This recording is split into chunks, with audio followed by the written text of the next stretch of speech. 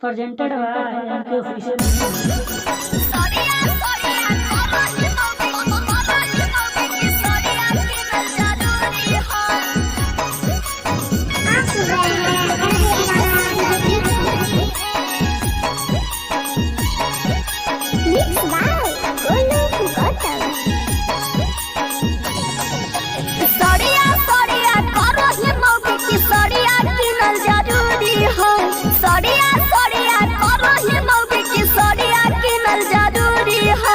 एक बात सच्चे तू बोला बलम संगे रतिया सुतल जरूरी है। एक बात सच्चे तू बोला बलम संगे रतिया सुतल जरूरी है। सड़िया सड़िया करो ही मौगी की सड़िया किनल जरूरी है। सड़िया सड़िया करो ही मौगी की सड़िया किनल जरूरी है। एक बात सच्चे तू बोला बलम संगे रतिया सुतल जरूरी है। एक बात सच्चे तू बोला बलम संगे रतिया सुतल जरूरी है।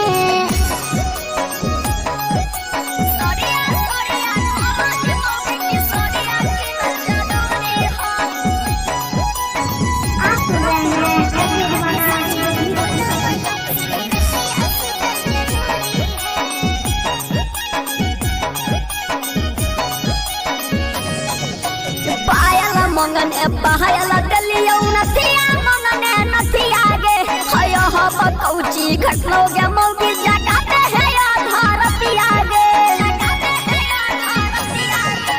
पायल मंगलियो पायल देर हो नथिया मंगलियो नथिया जी। साड़ी हको बाकी एही से जगनियो धीरतिया जी। तया भारतिया हाला कोइल बोले कि मौगी जरूरी है।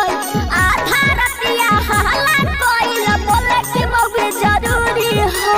एक बात सच्चे तू बोला बलम संगे रतिया सुतल जरूरी है। एक बात सच्चे तू बोला बलम संगे रतिया सुतल जरूरी है।